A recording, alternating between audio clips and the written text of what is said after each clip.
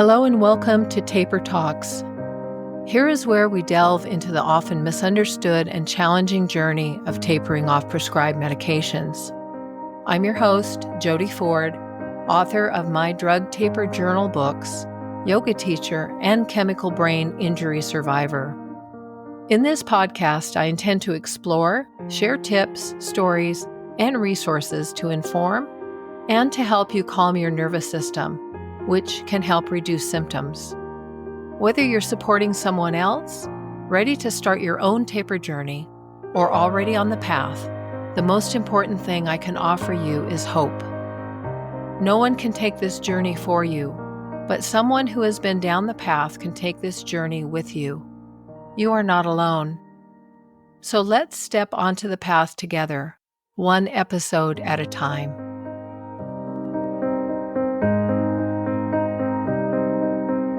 One supportive and compassionate friend that I still connect with online since 2019 is Susan. This is her story, which she has asked me to read.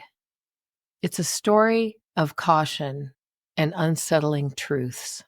Part 1. It took 2 long, slow years to free myself from gabapentin. I had to reduce the dose much more slowly than some, but I was determined. I wanted my life back and didn't care how long it took. At that point, I knew I was fighting for my life. Sadly, some very dear people who helped me along the way lost their lives. They did not deserve this. All they did was take a drug their doctor prescribed them and then were not believed or supported. This has to change. To this day, I have only told a few close friends about what I went through.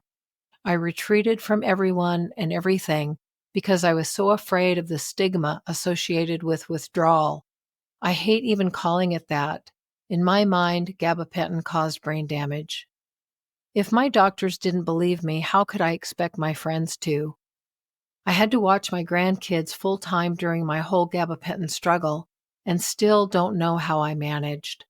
My kids supported me, but my husband, who is in the medical field, was not very supportive. He advised that I follow the doctor's orders and was wary of Facebook support groups. I didn't listen to him, and it's a good thing I didn't. It was a struggle at home. My group of friends justified everything I was experiencing and helped me get through this, but some of them are now gone. I never imagined being in this situation, and it has caused me so much pain. All because of this medication. I'm still traumatized and angry. I was prescribed gabapentin for pain in February 2015, and I was told it was no more harmful than Tylenol. I started at 100 milligrams per night, increasing to 300 milligrams over the next week. The first night, I woke up in a stupor and had to hold onto the walls to stay balanced. Over the next few days, I felt somewhat better, but realized the drug made me feel high. But it didn't help my pain. Eventually, my doctor increased my dose to 1,200 milligrams per day, resulting in no effect of pain relief. My doctor insisted I stay on gabapentin to rewire my brain for pain relief, which never happened. After a year with still no relief, I asked to be taken off the drug.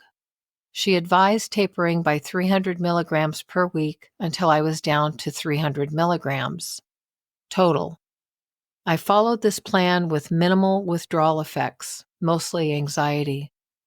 After stabilizing at 300 milligrams for 5 months, I tried decreasing to 250 milligrams, which led to severe withdrawal symptoms, forcing me to reinstate at 300 milligrams again and begin a slow taper. I stayed at 300 milligrams for 6 months before I started my taper. I started experiencing horrible headaches, ringing in my ears, and extreme sound sensitivity. Despite normal ear, nose, and throat tests, I struggled to care for my grandchildren. People began to think I was having mental issues. Every afternoon, I was exhausted. Deciding to reduce my dose by just 50 milligrams led to extreme anxiety, agitation, and restlessness, making me feel hopeless. My doctor dismissed my concerns, insisting gabapentin was safe and offering Lyrica, a much more powerful gabapentinoid, which I refused. Finding online groups with similar experiences ultimately saved me, not the doctors who gaslit me. I went to many specialists. My physical symptoms and my anxiety symptoms had gotten worse. Nothing showed up on tests. No one believed me except for the people who were on the same drug and struggling as I was. Due to the toxic effects this drug had on my brain, I was referred to a neurologist, and I was prescribed Cymbalta, which is another neurotoxin. I took one pill hoping for some relief and knew immediately that this was a rabbit hole I didn't want to go down. Thank goodness I still had some control of my brain at that time. The point I want to make is the doctors kept prescribing me toxic pills that would only make my injured brain worse. Gabapentin was the catalyst of the injury to my brain. At that point in my life, all I was asking for was support for what I was going through and to be acknowledged. I desperately reached out for help. I was told by some people who had been through the same thing I had that I needed to split my once-a-day dose to 3 doses spread out per day. I was so frightened, knowing that any differences in my dosing would cause so much trauma to me, I put out a cry for help. The first person to respond to me was Jody.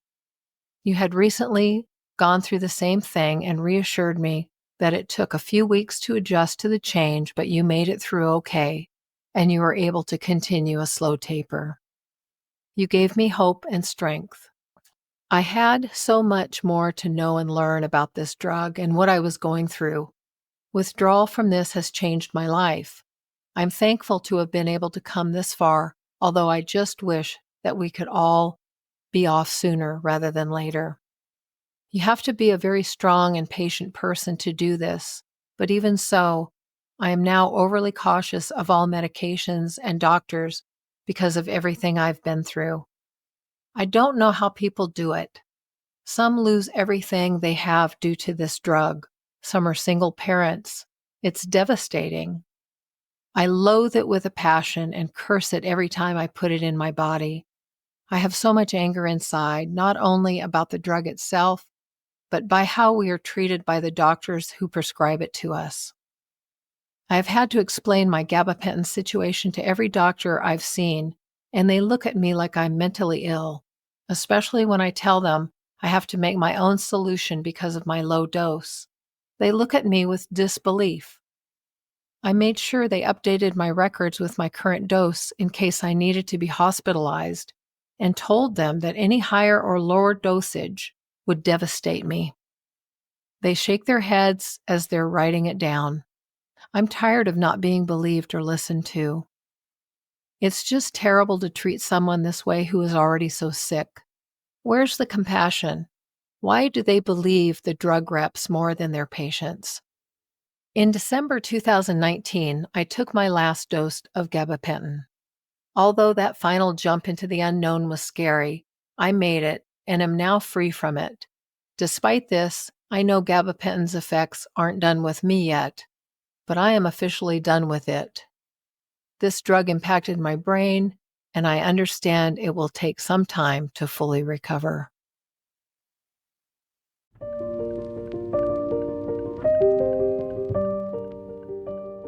As I continue on my healing journey, I'm focused on supporting those harmed by prescribed drugs.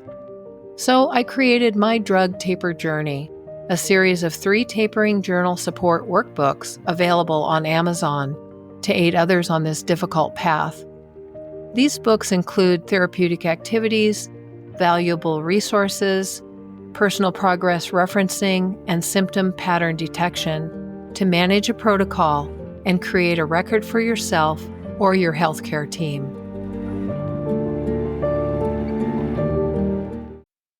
I'm happy to introduce today's guest, Natalie Courtney. Natalie is a transformative wellness practitioner offering breathwork, meditation, Kundalini yoga, and sound healing through her holistic business, Soul Vibes with Natalie. Natalie aims to support clients in achieving holistic wellness, transforming their lives on emotional, mental, physical, and spiritual levels. Begin your transformative journey on your path to peace with Soul Vibes. Welcome to Taper Talks podcast, Natalie, and thank you so much for joining us. Please tell us a little about yourself and your journey so far. Hi, Jody. Thank you for inviting me to your podcast. I'm super excited to be here and to share my journey with you and your listeners. So, as you said, my name is Natalie Courtney. That is my given name. And I also go by my spiritual name, Upmakar. I was given that name through my Kundalini training, and I'll talk a little bit more about that as I talk about myself. So, first, I'll go back in time. As our yoga journeys for all of us who are either on the journey as a teacher or a student and then a teacher, it's a journey of growth and self-discovery. So I began my journey back in 2001, primarily to get my flexibility back and to strengthen my body. And in the beginning, I feel like this is for most people. In the beginning, it was more about I want to get my strength and my flexibility, and I'm going to really focus on the postures. And I didn't have a daily practice until about 1 or 2 years later, where I realized that the practice was changing me in a positive way, and it was giving me more clarity and peace of mind. And so began my journey on my path to peace. And over the years, as I continued to practice and step on the mat, I was truly feeling that deeper connection to the self. And so I enrolled in a teacher training program, Hatha training, 200-hour, and completed that in April of 2008. And from there, I taught classes, group, and I started to take on private clients relatively quickly as a way to just kind of give back. It was actually interesting in my training. I never thought of myself becoming a teacher. It was more about me just learning about myself. So I'll just fast forward a few years. Later, I ended up injuring my left knee. And when I injured my left knee, I was really bummed because it set me back in my physical practice. But at that time, it was also a wake-up call that yoga is not about the posture, but it's about that deeper connection to the self. The practice of the body, mind, and spirit, that union, that what we call the yoke. So you're making that deeper connection to the self and looking at all the different aspects. So I used that time during my injury to focus on meditation and breathwork.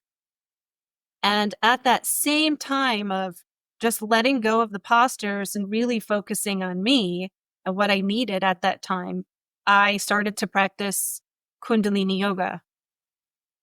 And Kundalini yoga is referred to as the yoga of awareness. And it's about getting in touch with the highest sense of self, your intuition, your intelligence. And it's truly a practice of self-discovery. And I remember leaving that first Kundalini class and felt like I had some kind of aha moment. I think some of us would refer to that as like a spiritual awakening. But the world around me became much more clear and my intentions became more clear. And so my teaching style and my practice began to change. At that time, I was not ready to take a Kundalini training though. So I continued my path and studied to be a 500-hour Hatha teacher in North Carolina. And studying there gave me an opportunity to train with some amazing teachers around the country and deepen my practice so that I could be of service to others and also to help myself in my daily life.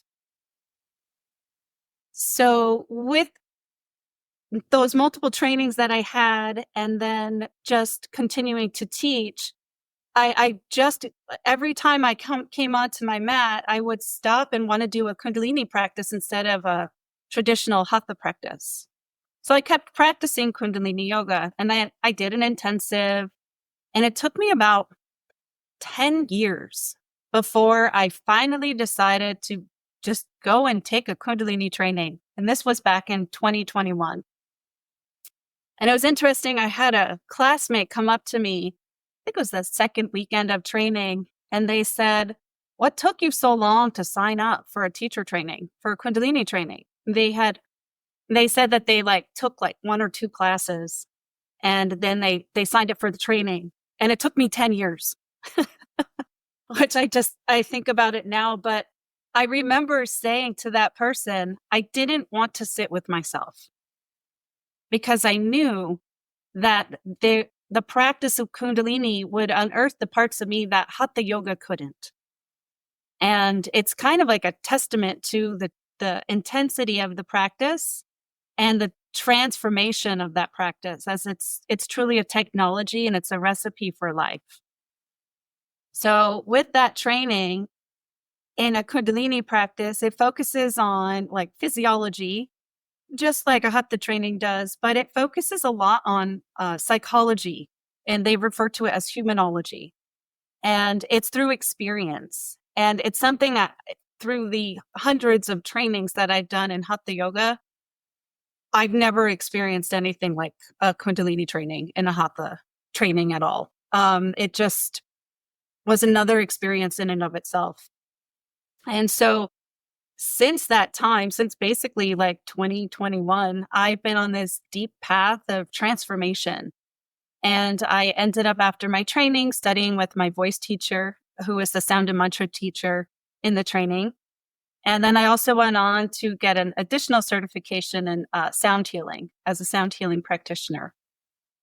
So for me, as my journey keeps evolving, and I think that's the case for anybody in a yoga training or on this yoga journey of life that we call it, it's always evolving. And my journey's been pretty wild. I've, self-discovery. I found the power of my voice, tapping into the authenticity of me as a teacher and just as a human, and deep transformation. And so just recently, I am now finishing up a training through Super Health, and it's a yogic science for addictive behavior. So it's helping people going through addictions and healing addictive behavior through the technology of Kundalini yoga. And at this moment, I'm actually in the process of creating a series to overcome nicotine dependence. And so basically, in a nutshell, the focus of my business and my journey so far is to help people feel their best and have the tools needed for any challenge in life. It might be something as simple as 3 minutes of breathing exercises, maybe a meditation with mantra or chanting, or using the power of sound to heal the body. So my business focuses on transformation and healing through breath, meditation, and gong therapy or sound therapy. And I often tell people that if you're willing to show up and do the work, it's much more powerful than reaching out for a pill or reaching outside of ourselves for the answer, because we have the power to heal ourselves when we can go within. And sometimes that can be really terrifying.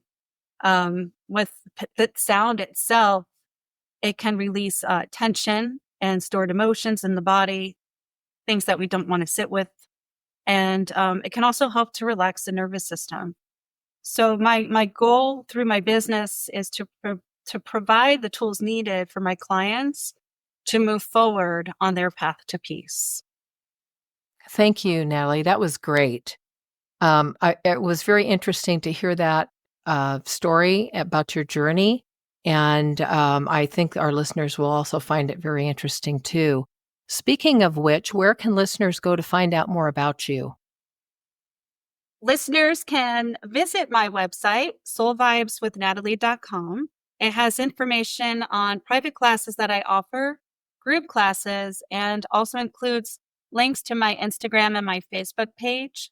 And I also have a section on my website to book short consultations or to schedule gong therapy or transformation package. And in those packages, it includes breathwork, meditation, sound, movement. And I actually bring in diet as well, coming from my background as a therapeutic chef and also from my Ayurvedic training from the 500-hour Hatha training. Okay, great. Thank you for that. And I will have that link in the show notes too, just so people can find it. Won't have to worry about writing it down right now, can find it in those notes.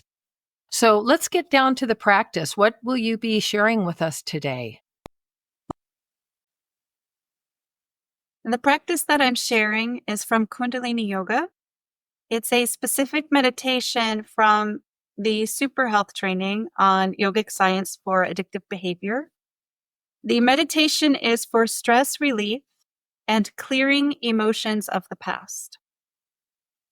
Since the meditation is based off of Kundalini technology, we will begin the practice with the Adi mantra, which is a primal seed sound. And that mantra is Ong Namo Gurudev Namo. And it's bowing to the divine wisdom and teacher that is within you, and also connecting to the teachings throughout the ages. Ong itself is the manifestation of this moment in time. And when you chant Ong, O-N-G, the sound is created and vibrated throughout the nasal and the sinuses. It will actually vibrate the skull and will also vibrate the brain. So we chant Om Namo Gurudev Namo 3 times, and we'll begin the meditation. So the meditation, stress relief, and clearing emotions of the past is useful for dealing with stress, difficult relationships, past family issues, and unresolved emotional conflicts.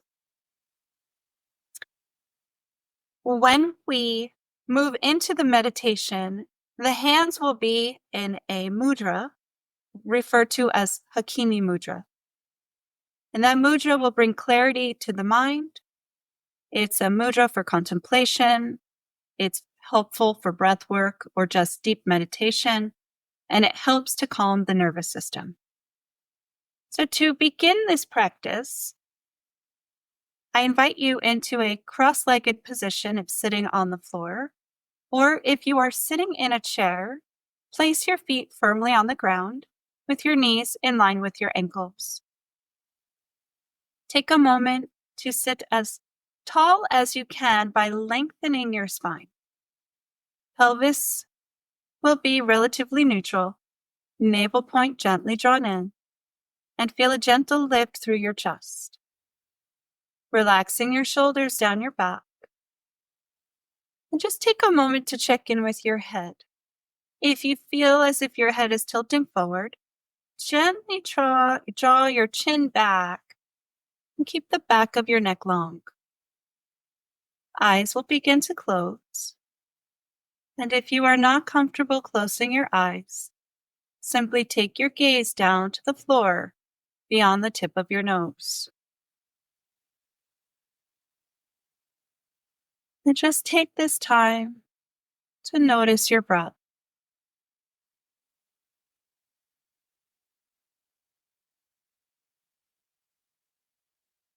Feel the rise of your chest as you breathe in. The softening of your belly as you breathe out.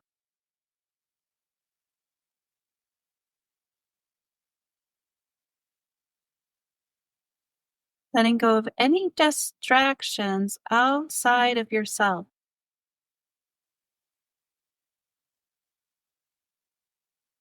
And focusing on your breath and this moment in time.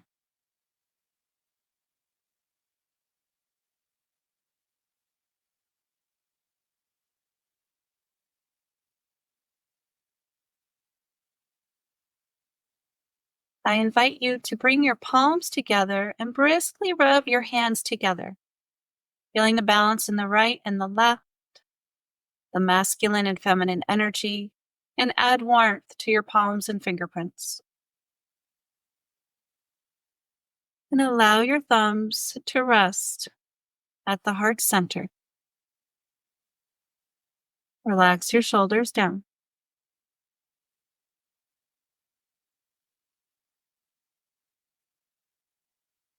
And we'll begin with the Adi mantra, chanting Om Namo Guru Dev Namo 3 times.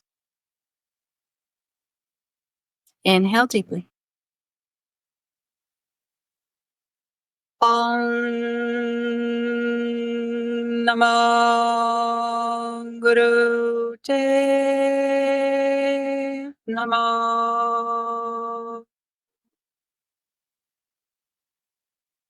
Om Namo Guru Dev Namo.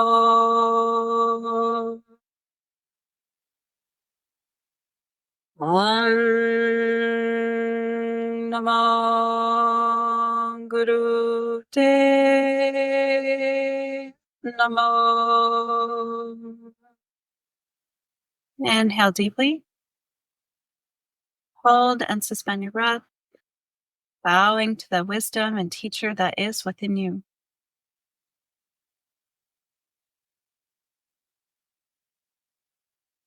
And exhale. And staying in this meditative state, the mudra is to simply separate your palms.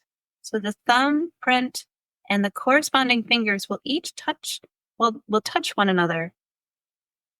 And you have the separation between your palms and your fingers. Just touch your fingerprints together. Fingers are pointing up. Keep the space between your hands. The back of your neck is long. And take your gaze down to the tip of your nose.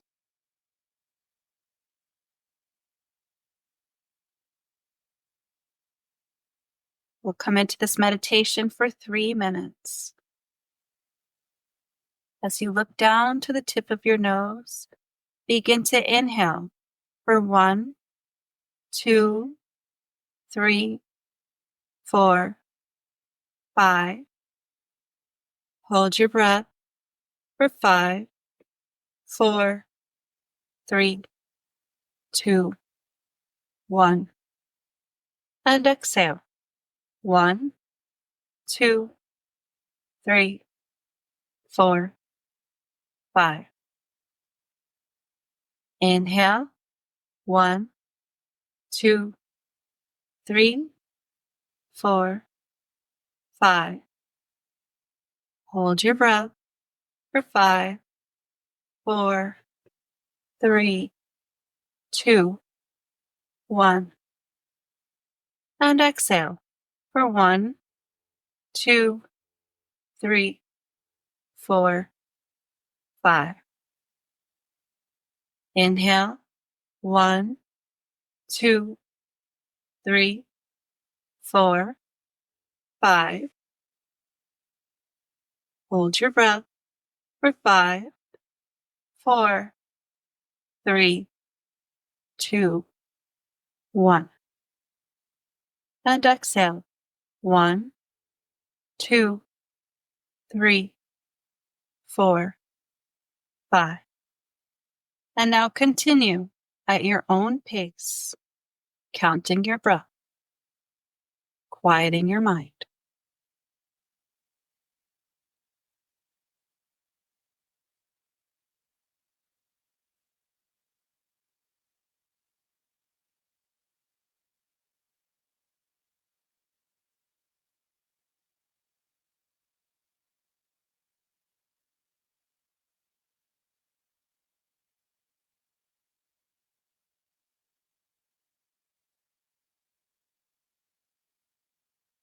Anytime your mind wanders or you lose count of your breath, just go back to the beginning, inhaling to the count of 5.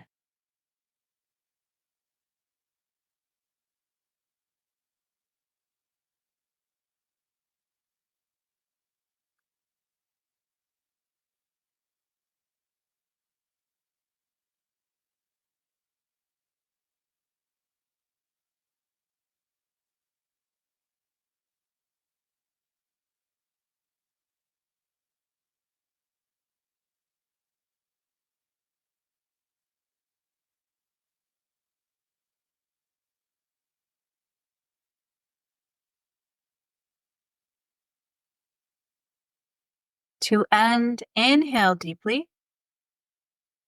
Hold and suspend your breath.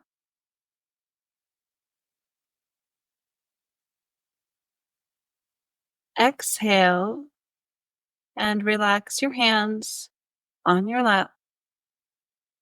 Allow your palms to face up and rest your right hand on top of your left hand.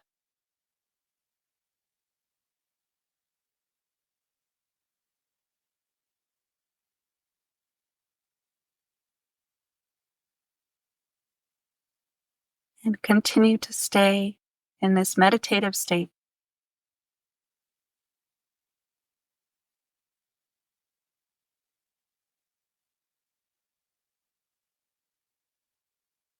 You can practice this meditation for up to 11 minutes.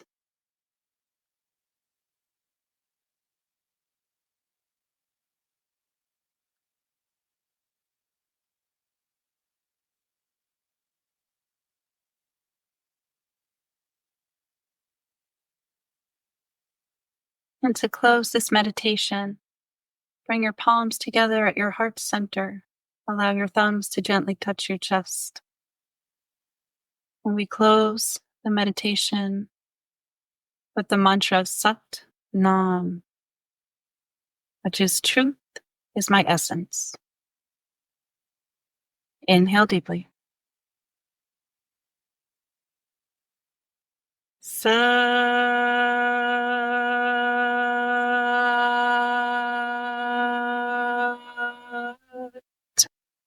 Nam.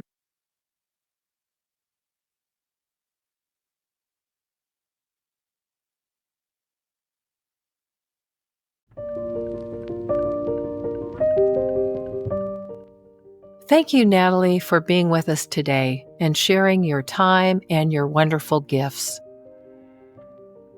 If you're hearing this message, you've listened to my new episode all the way to the end, and for that, I thank you. May we be at peace in our hearts. May we be at peace in our homes. May we be at peace with one another. And remember, you're not alone, not now, not ever. Don't give up.